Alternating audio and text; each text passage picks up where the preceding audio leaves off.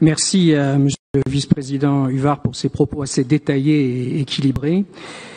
Alors effectivement, sur ce bilan des aides économiques directes, j'allais dire, parce qu'il y a d'autres interventions de la région, bien évidemment, dans le domaine économique, donc ces aides qui correspondent à 52 millions, elles sont effectivement assez complètes, particulièrement pour les aides d'urgence suite à la crise sanitaire.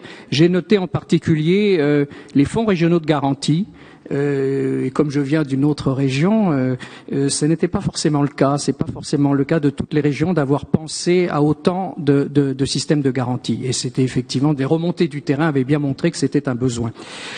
Alors en revanche, alors c'est signalé par le Césaire, mais on n'avait pas forcément besoin, mais des avis éclairés du Césaire, c'est ce manque d'un bilan global ou au moins d'un début d'analyse de l'efficience de ces aides. Ces aides, encore une fois, qui sont directes, subventions, avances remboursables ou prêts. Et là, il y a un moment, vous avez signalé vous-même, Monsieur le Vice-président, que les subventions, il fallait peut-être commencer à avoir d'autres dispositifs, mais où est, et c'est prévu par la loi, je vous le rappelle, où est le début de l'analyse de l'efficience de ces dispositifs, même avant la crise sanitaire? Donc il y a déjà ça qui pose un problème. Et puis même le détail des aides allouées par type d'entreprise, les TPE, les PME, les PME-PMI, les ETI, les grandes entreprises. Parce que par rapport à la relance économique qui va impliquer une réindustrialisation, et pour que ça ne reste pas un vain mot, il faut savoir par qui on fait la réindustrialisation. On sait aujourd'hui, non pas que les TPE n'ont pas un rôle clé, mais c'est par les PMI essentiellement et par les ETI. C'est même pas par les grandes entreprises qui ont la chance d'être là, qui sont des grands ensembliers. On a la chance d'en avoir encore sur notre territoire et particulièrement en Centre-Val de Loire, mais c'est des colosses au pied d'argile et c'est les PMI et les ETI qui seront la cheville ouvrière de la réindustrialisation, voire de la relocalisation de certaines productions. Donc il faudrait savoir quel est le type d'aide par entreprise. Alors, sinon, une autre remarque, et là, effectivement, je vais peut-être dans votre sens, j'ai entendu un certain nombre de vos propos, je veux parler des fonds régionaux, ce n'est pas dans les aides économiques, mais justement, là, il y a moins besoin, en quelque sorte, d'évaluation, puisque un fonds régional de capital investissement, par définition, il s'autorégule et on voit le résultat.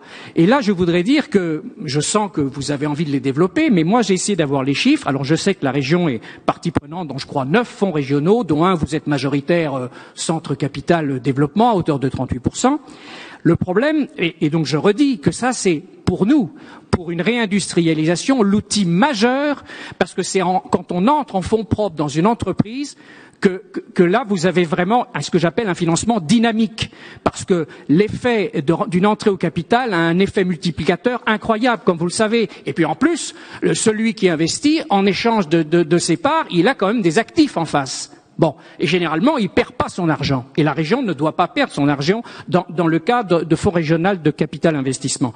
Alors j'ai essayé de savoir, parce que ça, j'ai pas pu avoir la réponse, je l'aurai sans doute. J'ai essayé de comprendre à peu près, maintenant, chaque année, combien de millions la région réussit par le biais de ces 9 fonds à prendre des parts dans les capitales des entreprises. Je pense que c'est de l'ordre de 15 millions, mais en tout cas inférieur à 20 millions.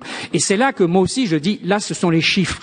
Alors c'est beaucoup trop peu. Je prends un exemple. En Provence-Alpes-Côte d'Azur, certes, la région est 2 fois plus grosse. C'est 50 millions et nous avions déjà demandé le doublement.